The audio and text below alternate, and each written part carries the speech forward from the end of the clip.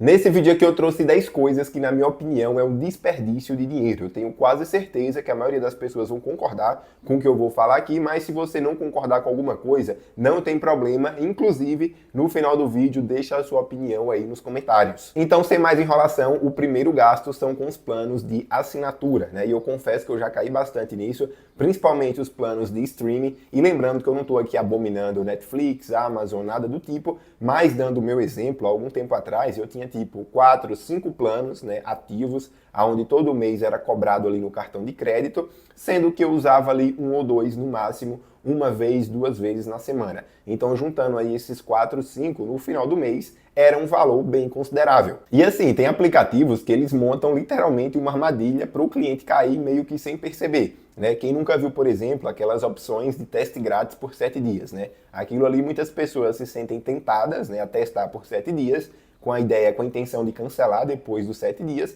porém preenche lá, coloca todos os dados do cartão e aí passa 7 dias, ela esquece e aí vai cobrando, todo mês cobrando ali a assinatura. E se é uma pessoa que não tem a mania de conferir ali quais foram os gastos do cartão, ela vai ficar pagando ali por meses, quem sabe até anos, sem perceber. E assim, eu confesso que eu já caí bastante nesses esquemas de 7 dias grátis, né? Não só em planos de streaming, mas também aplicativo, né? Spotify, por exemplo, para você ter um recurso ali a mais. E assim, você simplesmente esquece, né? Você não lembra de jeito nenhum de fazer o cancelamento depois de 7 dias. E eles já fazem isso justamente com essa intenção, né? Da pessoa esquecer. Muitas vezes a pessoa também tem até preguiça, como não é um valor tão alto e a pessoa não está precisando de dinheiro, né? Não está passando por uma situação financeira difícil, ela deixa para lá, né? É um valor baixo, todo mês está cobrando, ela não faz questão de fazer o cancelamento, ou às vezes a pessoa até usa aquele serviço ali uma vez no mês, duas vezes no mês, então ela pensa, poxa, estou usando aqui, é pouco, mas eu estou usando, então ela mantém ali aquela assinatura recorrente. Só que se você for parar para fazer os cálculos depois, né, de um mês, 2 meses, um ano, você vai ter gastado um valor significativo, né, com essas assinaturas que você praticamente não usa. Então, assim, eu acho que isso é válido, você fazer a assinatura de algum plano, se for algo que realmente você vai estar usando ali com frequência, que vai ser útil para você de alguma forma. E só para provar e constatar o que eu acabei de falar, olha o que diz aqui essa pesquisa, ó, que brasileiros gastam 1.416 por ano em assinaturas digitais. E dessas, 32% paga e não usa, né? Aqui ele não colocou as pessoas que pagam e nem sabem que estão pagando, né? Se colocassem essas pessoas aqui, essa porcentagem provavelmente aumentaria bastante. E aqui ele complementa, né? Os serviços de vídeo sob demanda se destacam como os mais populares no país, representando 86% das assinaturas. E aí tem outras categorias também, que incluem música, entrega de comida, varejo e jogos eletrônicos. Segundo gasto desnecessário, adquirir bens que não se adequam à sua realidade financeira, e isso acontece muito com o brasileiro, né? Quem aí, por exemplo, não conhece alguém que faz questão de ter um carro, de pagar um aluguel que simplesmente está acima, né, do que ela pode honrar. Muitas vezes, quando você adquire um bem fora do padrão, como por exemplo um carro, né, isso vai se tornar um passivo que vai te gerar um gasto ali todos os meses. Ou seja, você vai ter que destinar grande parte da sua capacidade financeira para manter esse bem, que muitas vezes é simplesmente por status, né? Ou seja, você vai estar comprometendo a sua saúde financeira ao invés de, por exemplo, pegar um carro mais em conta, né? E o dinheiro que você gastaria para manter esse carro, você todo mês colocaria em algum investimento para render, né? Pensando no longo prazo, pensando lá no futuro. O terceiro gasto, que na minha concepção é um gasto desnecessário, é você pedir delivery. E calma que eu não estou aqui demonizando a prática. Você pode sim pedir um delivery quando você está afim, né, de comer alguma coisa diferente, por exemplo. O problema é quando isso se torna um hábito forte, praticamente um vício. E pode não ser o seu caso, mas eu conheço pessoas que pedem delivery todo dia praticamente, não importa o horário, manhã, tarde, noite. Então assim, se você colocar na ponta do lápis, no final do mês você vai ter um gasto a mais bem significativo. Se olharmos aqui essa pesquisa, ela mostra que delivery de comida é cerca de 12,5% mais caro do que uma refeição em um restaurante. Se a gente for comparar, por exemplo, com fazer a nossa própria comida em casa, essa diferença é ainda maior, né? Porque com certeza fazer a própria comida vai sair muito mais barato. Então, assim, se você colocar na ponta do lápis, né, esses 12,5% a mais por cada vez que você pede delivery, né? Quantas vezes você faz isso no mês, eu tenho certeza que no final do mês o valor é bem considerável a mais que você paga do que você pagaria se estivesse preparando ali, por exemplo, a sua própria comida. O quarto gasto desnecessário são com investimentos que possuem altas taxas. Existem alguns investimentos que eles possuem algumas taxas que muitas vezes passam batido, né? Então, assim, uma taxa, ela faz sim diferença, principalmente se a gente está falando de um investimento de longo prazo. E eu vou usar de exemplo aqui um plano de previdência desse banco aqui. Se a gente olhar aqui, a taxa de administração cobrada é de 2% ao ano, que é uma taxa bem elevada. E se não bastasse, ainda tem aqui uma taxa de performance de 20%,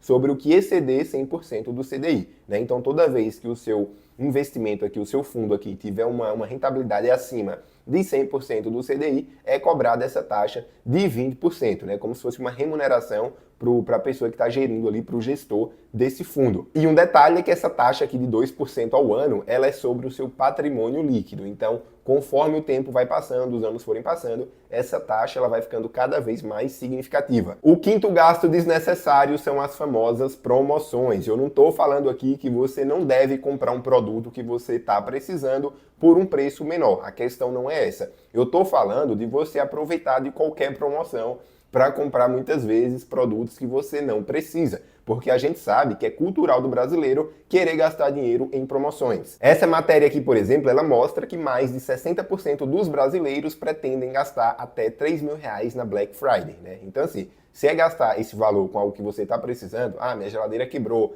meu fogão quebrou e eu vou aproveitar dessa Black Friday para comprar esse produto, ótimo. O problema é você aproveitar dessa promoção para comprar uma coisa de até R$ 3.000 que muitas vezes você não precisa, simplesmente para alimentar o seu ego. O sexto gasto desnecessário é com uma coisa muito recente, só que está entrando com força no hábito do brasileiro, que é a questão dos jogos de apostas, né? Se a gente olhar aqui essa matéria, ela fala que 14% da população brasileira usa aplicativo de aposta e, pior, 44% dessas pessoas encaram as apostas como uma forma de ganhar dinheiro em um momento de necessidade. Se liga!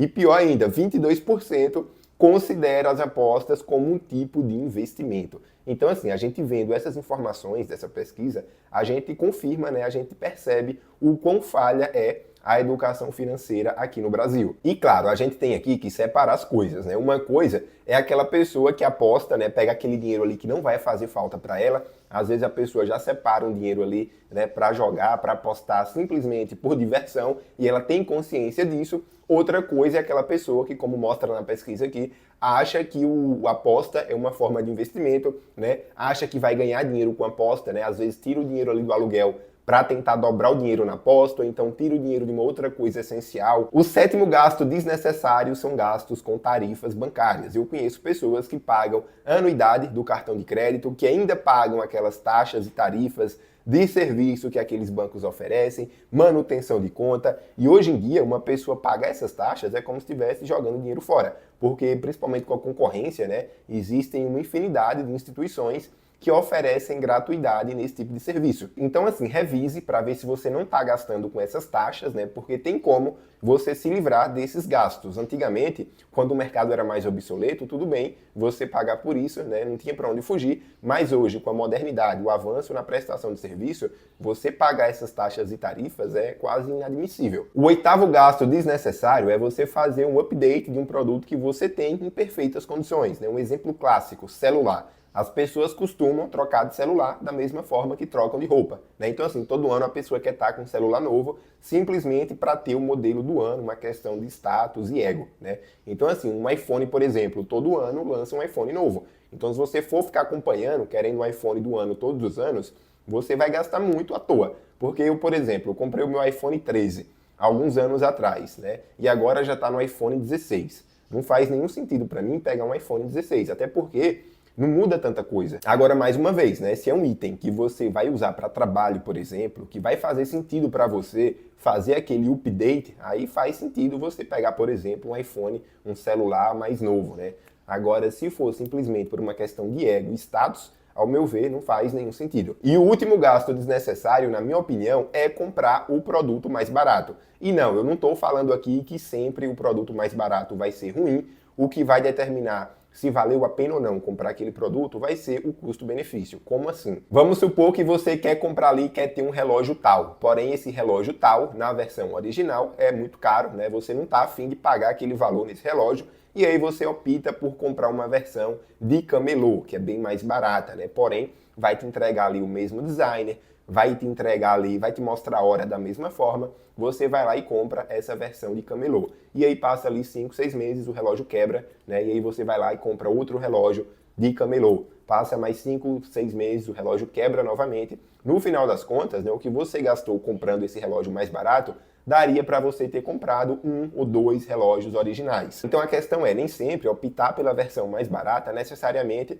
vai te trazer o melhor custo-benefício. Mas agora me conta aí se você tem algum gasto desnecessário, que você acha que é desnecessário, que eu não mencionei aqui. Se você concordou com tudo que eu falei, se não concordou, deixa seu comentário. Se gostou do vídeo, deixa o like, porque isso ajuda o YouTube a compartilhar ele com mais pessoas. Inclusive, faz o YouTube recomendar meus próximos vídeos para você. Então deixa o like e se inscreva no canal. Um abraço e valeu!